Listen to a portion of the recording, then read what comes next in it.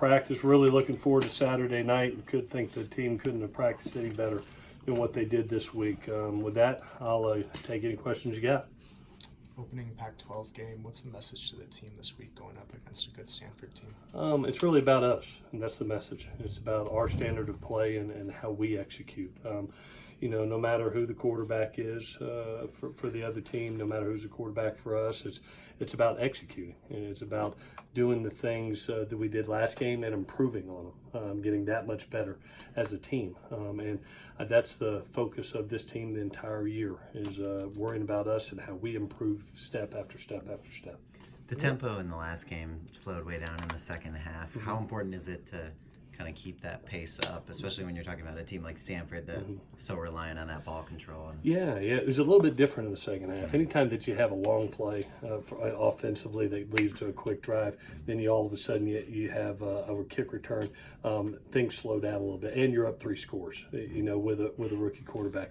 What I was so proud of with the entire team is, you walk in at halftime 17-13, you just had 53 plays, 300 yards, you're up, and you're in a battle, and you just lost your quarterback, and they find a way with adversity, both offensively, defensively, and special teams combined, to win that ball game. So it was really cool to be able to watch. Now we got to be able to improve on what we did last week against a good football team that's coming in here. What are, if you had to list the areas of improved execution that you want to see, what would those, like, in order? Well, I thought we played really good, Dan, up front as the offensive line. When you look at 190 yards rushing and 1 sack, I think their standard of play, I just want that consistency for them. This game against Stanford has always been one where the front has to control, whoever controls the front usually wins the game.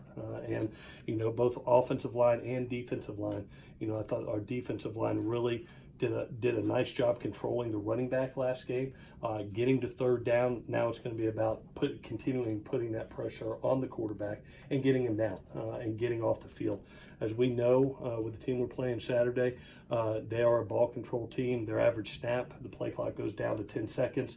It shortens the game, and you have to make the most of each and every possession, and you got to get off the field defensively. You have to, and so third downs are going to be key for us. We were, I think, 31.2% last week as a defensive unit. That's a really good number. We need to stay consistent in that. I know Andrew Voorhees was out there yesterday. Do you expect him to play? Yeah, he practiced. He practiced yesterday. He practiced today. Expect him to be available. The clock running down. Have you worked on end game scenarios with you guys having the ball and snapping also late in the clock? I thought we did a great job last week. You did? Okay, so you were right. Being able to finish that way out. Part of the reason it felt a little bit slower is, Graham has the availability to hold the call as long as he wants. He doesn't have to go fast. Plus, we have a milk situation, which we executed. And on that last drive, if you remember right, we had to make 1 first down. We had to chew clock to be able to take those last 2 knees. So it's always important that you know the situation in the game. The quarterback knows the situation in the game, and our kids did a great job. Even if you remember Vavai, that was an outside run on the first play, and you saw him know where the sideline was. He immediately went north, and there's a great picture of him, which we showed the entire team. He's got the ball just like this, wrist above elbow, and that off arm comes right over there, just like Adrian Peterson. Just comes right over there, 2 arms at contact, falls back with it. So those are the things that we always talk about as a team: protecting the football, protecting the clock running, and ending the game.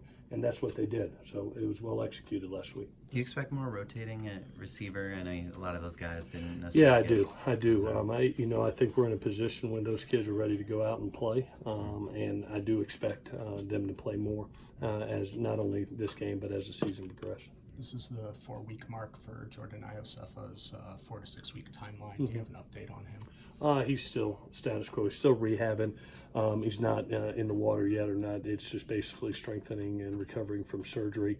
He is progressing nice, but we're not going to rush it. It was, he's had it on the other knee. This was a little bit more intensive surgery because it had 2 things it had to fix. So it'll probably take up to that 6 weeks. Hopefully, he's not in a situation right now. He'll be available for this game. I know that. With Andrew Voorhees back, do you still expect Jalen McKenzie be at right guard like he was. Yeah, week one? we'll start off with Jalen at right guard, with Drew Richmond at right tackle. That combination was really, really good in the first half. And credit Andrew, I thought he did a magnificent job coming in, and Jalen jumping out in the second half.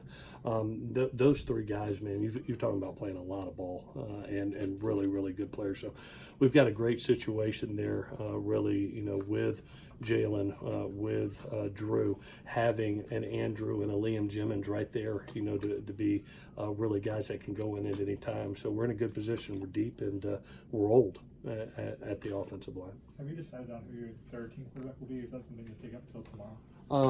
Right now I think if we had to finish the game out, it'd be Brandon Purdue. He runs our service team, scout team also, and he's comfortable with the list of plays. We also got Scott Harris and Trevor Scully that can finish the game out. But I think going in right now, it would be Brandon.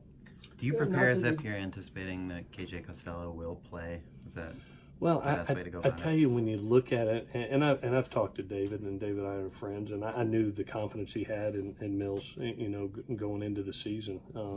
And you look at last week's game, and you see that, gosh almighty, actually, I think it was like 70% of the play calls were passes, when Mills went in. So it's not something where they don't have confidence in them. They have two really good quarterbacks, and really a third with Jack West being there too, who if KJ doesn't play, he'll be the backup.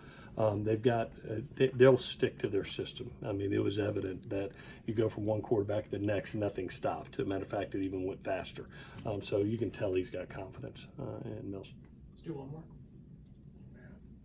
Anything Yeah, Dave, change with the numbers situation? Is it to make that more under control on the I sideline? love you, buddy. I know. Hopefully the mechanics won't fault like it did on the opening kick. We have 3 number situations. We practice it a lot, and got several people involved in getting the jerseys on.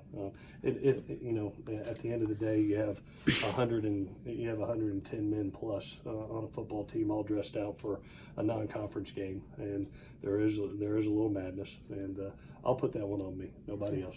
Okay. I'll take that one. All right. Thanks, guys. Thanks, All Bob. right.